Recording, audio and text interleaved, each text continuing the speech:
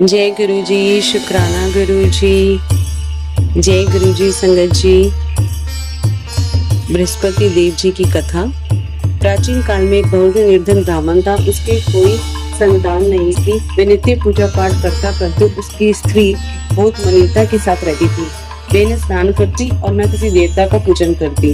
प्रातः काल उठते ही सर्वप्रथम भोजन करती, बाद में कोई अन्य कार्य करती। ब्राह्मण देवता बहुत दुखी रहते थे। पत्नी को बहुत समझाते, पर कोई भी उसका परिणाम न निकलता। भगवान की अनुकंपा से एक समय उस ब्राह्मण की पत्नी गर्भवती हुई और 10वें महीने एक सुंदर कन्या को जन्म दिया। निर्धन ब्राह्मण कन्या के जन्म से बहुत दुखी हुआ। धीरे धीरे ब्राह्मण की कन्या बड़ी होने लगी। बचपन से ही उस कन्या की रुचि भगवान विष्णु की पूजा में थी। वह प्रातः उठते ही स्नानादि करके भगवान विष्णु की पूजा करने मंदिर में जाती थी। बृहस्पतिवार को व्रत करके विधिवत पूजा पाठ करती थी। पूजा पाठ के बाद वह पढ़ने के लिए पाठशाला में जाती थी। घर से चलते हुए वह मुट्ठी भर जौ साथ में लेकर जाती और पाठशाला के रास्ते में थोड़े थोड़े जौ गिराती जाती थी। जब वह पाठशाला से घर लौटती तो जौ के वह दाने सोने में बदले हुए मिलते थे। लड़की सभी सोने दाने बीन लाती थी। एक दिन जब वह सोने के दानों को साफ कर रही थी तो उसकी माँ ने कहा, बेटी, सोने के दाने साफ करने के लिए सोने का सूप भी होना चाहिए। अगले दिन बृहस्पतिवार था। उसने भगवान बृहस्पति देव जी की पूजा करते हुए प्रार्थना की कि हे भगवान, यदि मैंने आपका व्रत विधिवत किया हो तो मुझे सोने का सूप दे दो। भगवान बृहस्पति देव ने उसकी मनोकामना पूरी करने का वचन दिया। पाठशाला से लौटते समय उसे रास्ते में सोने का सूप पड़ा हुआ मिला। घर लौटकर सोने का सूप अपनी माँ को दिखाकर वह सोने के दाने साफ करने लगी। उसी समय नगर का राजकुमार उसके घर के पास से गुजरा। उस सुंदर लड़की को सोने के सूप में जौ साफ करते देख राजकुमार उस पर मोहित हो गया। महल में लौटकर राजकुमार ने राजा से उस लड़की से विवाह करने की इच्छा प्रकट की तो राजा ने ब्राह्मण को महल में बुलाकर राजकुमार से उसकी लड़की के विवाह की बात कही। ब्राह्मण तैयार हो गया। धूमधाम से उस लड़की का विवाह राजकुमार के साथ हो गया। दुल्हन बनकर ब्राह्मण की लड़की महल में चली गई। लड़की के चले जाने से ब्राह्मण फिर निर्धन हो गया। उसे कई कई दिन भोजन भी नहीं मिलता था। बहुत दुखी होकर ब्राह्मण एक दिन अपनी लड़की के पास गया और अपने पिता से निर्धनता का समाचार सुनकर उसे बहुत सा धन देकर पिता को विदा किया। उस धन से ब्राह्मण के कुछ दिन तो आराम से गुजर गए, लेकिन जल्दी ही फिर भूखे मरने की हालत हो गई। ब्राह्मण अपनी लड़की से धन लेने के लिए फिर महल में पहुंचा। लड़की ने पिता की बुरी हालत देखकर कहा, पिताजी, आखिर आप कब तक मुझसे धन लेकर यूं ही जीवन यापन करेंगे? आप कोई ऐसा उपाय क्यों नहीं करते जिससे आपका घर धन संपत्ति से भर जाए?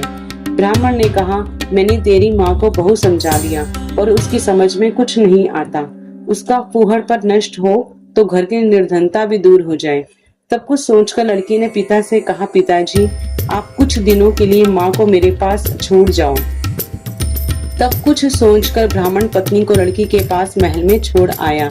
लड़की ने अपनी माँ से कहा, माँ, तुम कल प्रातः उठकर स्नानादि करके भगवान विष्णु जी की पूजा अवश्य करना। पूजा करने से तुम्हारी निर्धनता अवश्य दूर हो जाएगी। लेकिन उसकी माँ ने उसकी कोई बात नहीं मानी। तब क्रोधित होकर लड़की ने अपनी माँ को एक कक्ष में बंद कर दिया। सूर्य उदय के समय माँ को उठाकर जबरदस्ती उसे स्नान कराया और फिर मंदिर में ले जाकर भगवान बृहस्पति देव जी की पूजा कराई। कुछ दिनों तक ऐसा करने से माँ की बुद्धि में परिवर्तन हुआ और वह स्वयं बृहस्पतिवार का व्रत रखने लगी। उसके व्रत रखने से ब्राह्मण के घर में भगवान विष्णु की अनुकंपा से धन की वर्षा होने लगी। दोनों पति पत्नी धन संपत्ति पाकर आनंद पूर्वक जीवन यापन करते हुए विष्णु धाम को चले गए। लखनहारा बने राजा ने उन साधु से भगवान बृहस्पति देव जी की यह कथा सुनकर बृहस्पतिवार का व्रत करके भगवान विष्णु की पूजा की।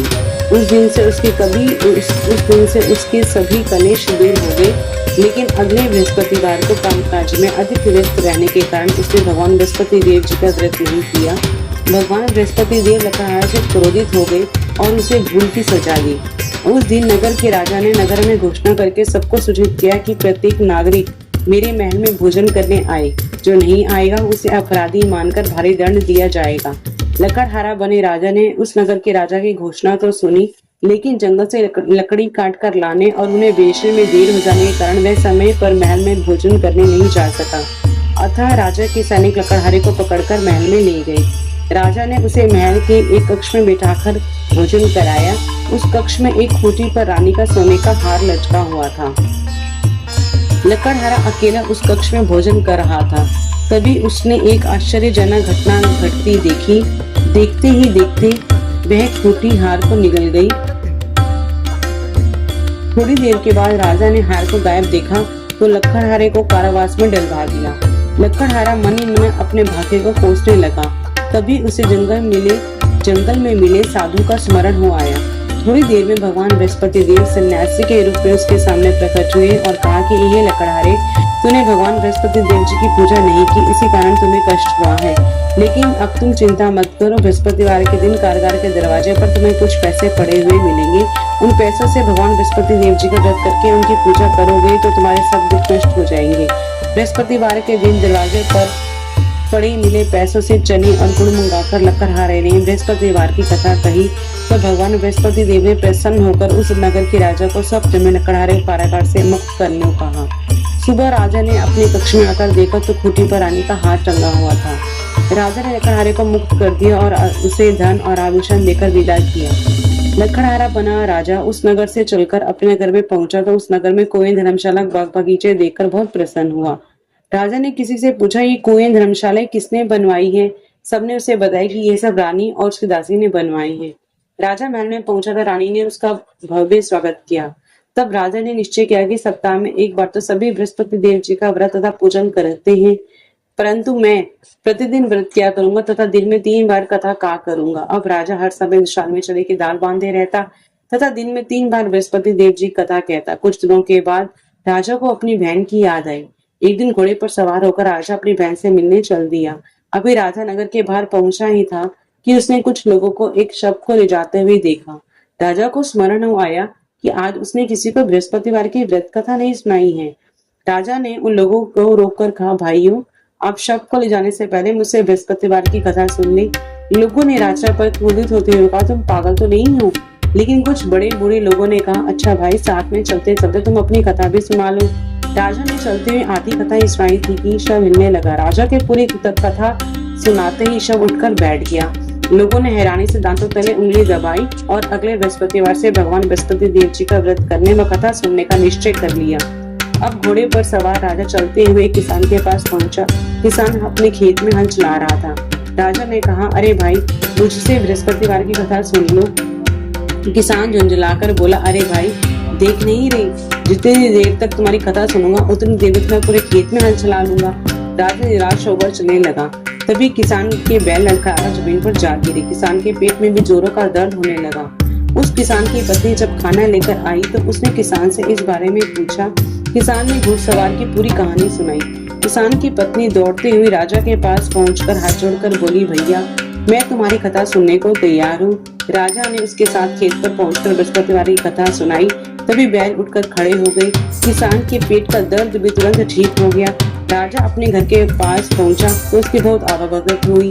अगले दिन सुबह उठकर राजा ने देखा घर के सभी लोग भोजन कर रहे हैं। किसी को भूखे को बृहस्पतिवार की कथा सुनाए बिना राजा भोजन नहीं करता था। उसने बहन से कहा, बहन, क्या घर में कोई ऐसा व्यक्ति है जिसने अभी तक भोजन न किया हो? उसकी बहन बोली, भैया, हमारे घर में तो क्या आपको पूरे नगर में कोई ऐसा व्यक्ति नहीं मिलेगा जिसने सुबह सुबह भोजन नहीं किया हो।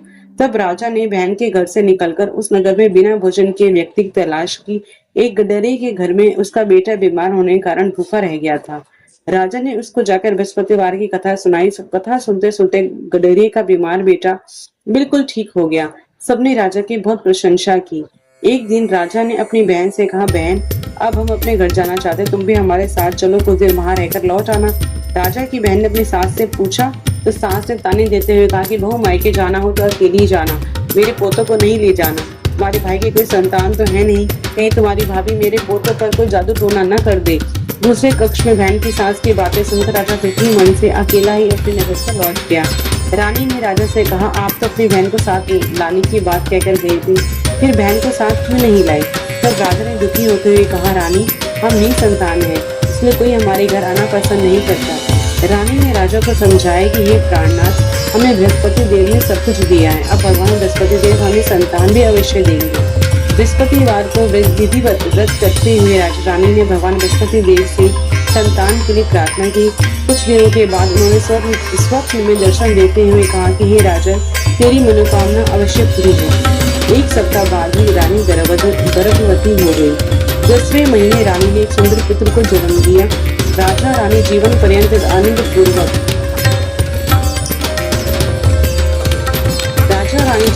बृहस्पतिवार का व्रत करते रहे। उनके घर में धन की वर्षा होती रही। इस तरह